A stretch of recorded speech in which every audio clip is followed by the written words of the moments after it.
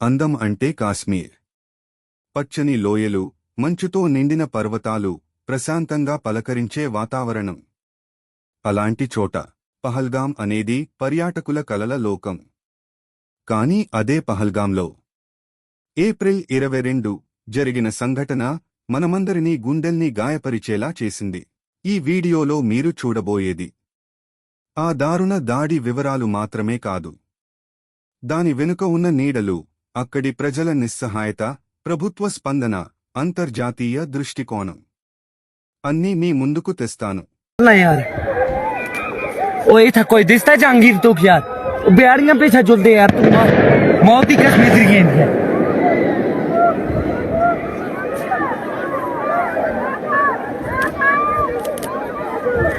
पूरी खाली से मेरा पति साइड में था, एक इंसान है उसने उसको गोली मार दी यहाँ पे। उसने बोला कि शायद मुस्लिम नहीं है, उसने उसको गोली मार दी। नहीं, आप टेंशन मत लो। अब बेटा आप यहाँ पे रहो, हम साथ में।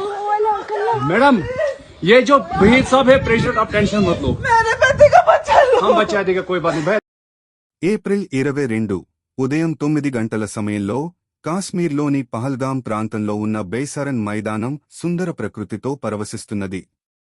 పచ్చని పర్వతాలు, మంచుతో ముసిరిన శిఖరాలు, ముత్యంలా మెరిసే గాలి. ఈ అందాల మధ్య టూరిస్టులు నిశ్చింతగా నడుస్తున్నారు. హాయిగా విహరిస్తున్న ఆ క్షణాల్లో ఊహించని ముప్పు వారిని చుట్టుముట్టింది. నలుగురు వ్యక్తులు ఓదార్పు వేషధారుల్లా మతపరమైన దుస్తులు ధరించి శాంతియుతంగా కనిపిస్తూ వచ్చారు.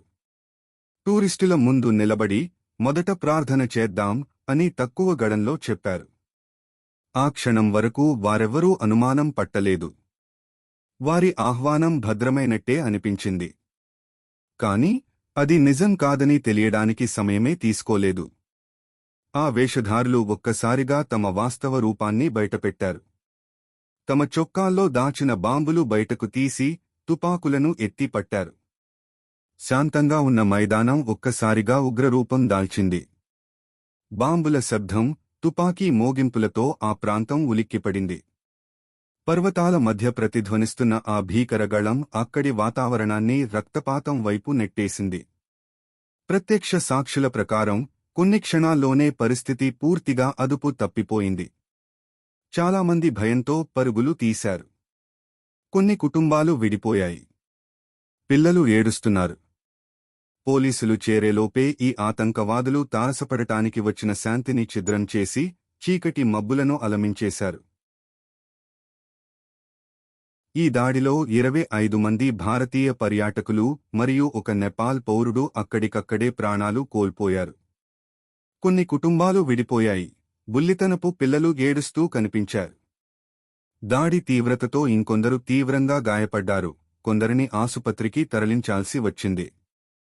ఈ ఘటన కాశ్మీర్ లోయను మరోసారి భయానికి గురిచేసింది.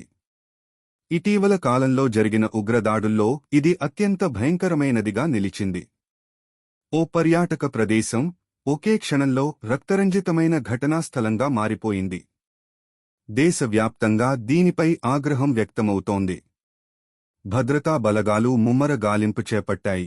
దాడి వెనక అసలు నేపథ్యం ఏంటో తెలుసుకోవడానికి ప్రయత్నాలు కొనసాగుతున్నాయి. ప్రభుత్వం వెంటనే ప్రతిస్పందించింది. కొన్ని గంటల్లోనే పహల్గాం చుట్టూ భద్రతా చర్యలు కట్టుదిట్టం చేయబడ్డాయి. ప్రతి కోణంలో భద్రతా బలగాలు అంగీకరించబడ్డాయి. దాడి చేసిన వారిని పట్టుకోవడానికి ఆపరేషన్ను వెంటనే ప్రారంభించారు. అనేక ఏజెన్సీలు కలిసి పనిచేస్తున్నాయి. సాయుధ బలగాలు చుట్టుపక్కల ప్రదేశాలను తనిఖీ చేసి దాడి చేసిన వారిని పట్టుకోవడానికి నిరంతరం కృషి చేస్తున్నాయి. ఆ ప్రాంతంలో పరిస్థితి తీవ్రంగా మారింది. భద్రతా బలగాలు నిర్దేశించిన ప్రదేశాలలో తిరిగి ఈ హింసకు కారణమైన వారిని పట్టుకోవడంలో శ్రద్ధగా పనిచేస్తున్నారు. ఈ పరిస్థితుల్లో ప్రధాని మోదీ ఈ దాడిని తీవ్రంగా ఖండించారు. దేశంలోని శాంతి మరియు భద్రతపై జరిగిన ఈ దాడిని ఆయన తీవ్రంగా తప్పుపట్టారు. బాధితుల పట్ల తన సంఘర్షణను వ్యక్తం చేస్తూ ఈ తరహా ఉగ్రవాద చర్యలు సహించబడవు అని స్పష్టం చేశారు. పాకిస్తాన్ను ఉద్దేశిస్తూ ఆయన గట్టి హెచ్చరికలు ఇచ్చారు. దాడిలో ఏ విధంగా అయితే పాకిస్తాన్ భాగస్వామ్యం ఉంటే వారిని జవాబుదారులుగా భావించాలని తెలిపారు.